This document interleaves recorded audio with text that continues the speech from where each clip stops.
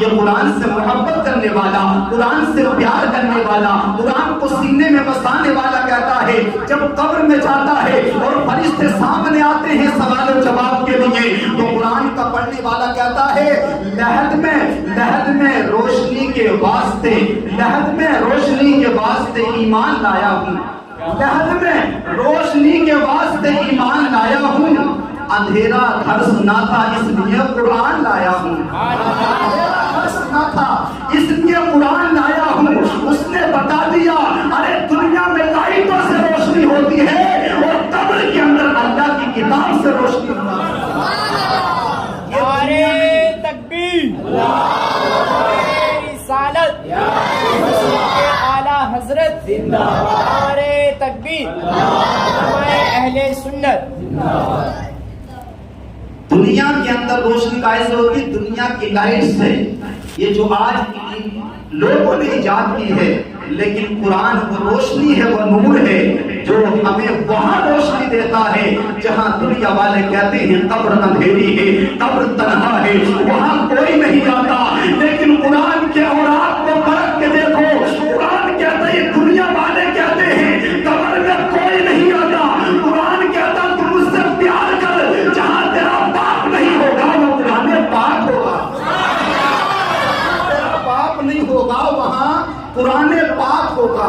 اللہ الصمد، امام اعظم ابو حنیفہ کا نام سب نے سنا ہوگا، جن کی ہم تقلید کیا کرتے ہیں۔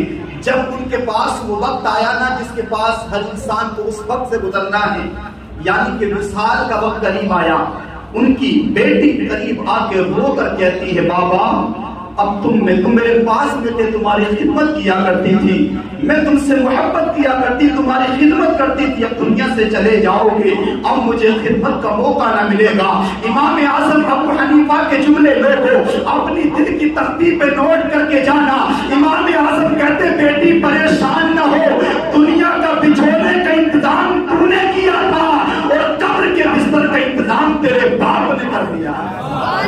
دنیا میں تو خدمت کرتی تھی، تو نے انتظام کیا تھا، لیکن قبر کا انتظام تیرے باپ نے کیا۔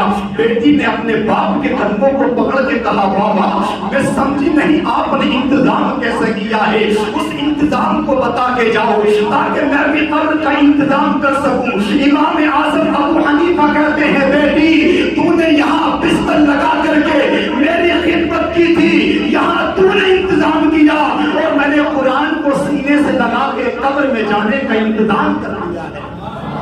کیا کر کے؟ قرآن کو سینے سے لگا کے میں نے قبر میں جانے کا انتظام کر دیا ہے۔ جس کے سینے میں قرآن ہوگا قسم خدا کی آپ حدیث پاک کا مطالعہ کریں، جب قرآن کا پڑھنے والا قبر میں جاتا ہے نا اللہ کی طرف سے آواز آتی ہے قبر کی مٹی پھیل جا، دیکھتی نہیں آج وہ آیا ہے جو دنیا میں میری کتاب کی تلاوت کیا کرتا ہے۔ قبر کی مٹی کو کشادہ کر دیا جاتا ہے، قبر کو پھیلا دیا جاتا ہے، اور کتنی قبر کو کشادہ کیا جاتا ہے۔ تم اگر کھودنے بیٹھو 1 فٹ 10 فٹ 100 فٹ 1 میل 2 میل تک، لیکن نہیں جو قرآن پر عمل کرتا ہے حدیث پاک میں آتا ہے اس کی قبر کو اتنا لمبا کر دیا جاتا ہے جہاں تک اس کی نگاہ جایا کرتی ہے۔ اب لگاؤ قرآن پر عمل کرنے سے کتنے فائدے ہوتے ہیں، قرآن سے محبت کرنے کے کتنے فائدے ہوتے ہیں۔ یہ جملہ آپ کو بڑا گرا گزرے گا، میں اللہ ماشاءاللہ سب کے لیے نہیں کہہ رہا، لیکن ایک بات تو کہہ ہی جاؤں، اس لیے کہ میں نہیں کہوں گا تو کون کہے گا۔ تراویح میں قرآن سنا جاتا ہے، لوگ باہر کھڑے ہو کے کہا کرتے ہیں حافظ صاحب نے بہت لمبا ٹائم کر دیا، حافظ صاحب نے تراویح کو لمبا کر دیا۔ میں کسی کی محبت کو ٹارگیٹ نہیں کر رہا، لیکن پوچھنا چاہتا ہوں جب دیش کے پردھان منتری نے تمہارے نوٹوں کو چین کیا تھا، گھنٹوں گھنٹوں کی لائن میں کھڑے ہو گئے، تمہاری زبانوں پہ شکوہ نہیں آیا، جب رب کے قرآن کی بات آ گئی تو زبان پہ شکوہ آتا ہے۔ اللہ ایسی محبت کو قبول نہیں کرتا جو کسی ایسی محبت کو ٹارگیٹ کیا کرتا ہے۔ جب بھی قرآن سنا تو دل سے سنا کریں، ایسا نہیں کہ بس ہمیں 20 رکعت پورا کرنا ہے، نہیں، یہ سوچیں کہ قرآن سننا چاہیے، قرآن کو سمجھنا چاہیے. ایسے لوگ قرآن پڑھنا نہیں جانتے. یہ خدا کا احسان، اس کے رسول کا کرم ہے. ہمیں تراویح کی نماز ادا کی، اس میں قرآن سننے کا موقع عطا کر دیا. اگر یہ نماز تراویح نہ ہوتی، یہ قرآن نہ ہوتا، یہ قرآن نہ سنایا جاتا، کتنے ایسے لوگ ہوتے جو زندگی میں مکمل قرآن سن نہیں پاتے. ایسے بہت لوگ ہوتے اور آج بھی ہیں جو تراویح کی نماز میں نہیں آتے. زندگی گزر گئی، کبھی پورے قرآن کو سنا تک نہیں. قسم خدا کہ تم نے قرآن کو نہیں سنا، تمہارے دل پر احساس نہیں ہوا. ارے کبھی خیال کرو، شاید میں نے کسی موقع پہ مثال دی ہو، شاید میں نے کسی موقع پہ کہا ہو، جب کسی کا بیٹا باہر پردیش میں رہتا ہو نا، اور باپ خط لکھے بیٹے کے پاس اپنی طبیعت کے بارے میں، اپنی صحت کے بارے میں، اپنے گھر کے بارے میں. بیٹا خط کو لے لیکن پڑھے نہیں، سائڈ میں رکھ دے. دوسرے مہینے میں خط آیا، خط کو سائڈ میں رکھا. تیسرے مہینے میں خط آیا، خط کو سائڈ میں رکھ، خط کو پڑھا نہیں. لیکن اچانک بیٹا باپ کے پاس گیا. باپ نے پوچھا، بیٹا میں نے خطوں کو لکھا تھا، میں نے تیرے پاس لیٹر بھیجا تھا، کیا تم نے پڑھا تھا؟ بیٹا کہے، بابا جان میرے پاس کام بہت تھا، میرے پاس ٹائم نہیں مل سکا، مجھے خط تو ملا تھا لیکن میں پڑھ نہیں سکتا. بڑے دل سے ذمہ داری سے کہتا ہوں، لوگوں اگر تم نے باپ کے خط کو نہیں پڑھا تو بیٹے سے باپ ناراض ہو جائے گا کہ میں نے خط لکھا، تو نے پڑھا نہیں، تجھے پڑھنے کا ٹائم نہیں ملا.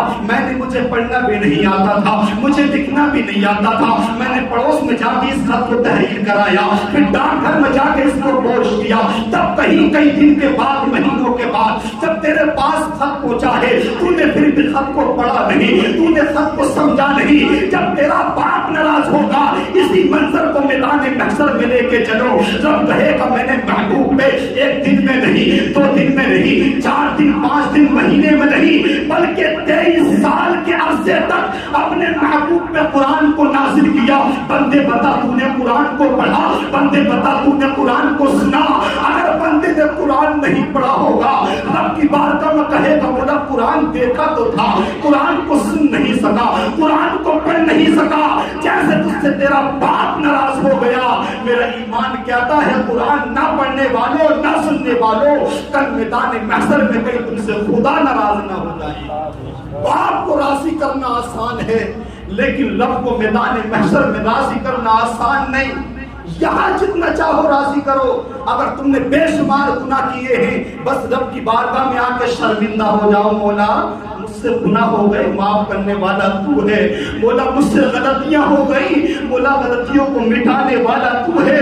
مصطفیٰ جان رحمت تو کہتے ہیں، اے نبی کے چاہنے والوں، اللہ کے بندو، اگر تم گناہ کی توبہ کرتے ہو، اللہ کتنے گناہ ہوتے ہیں ان کے بدلے میں نیکیاں عطا فرماتے ہیں.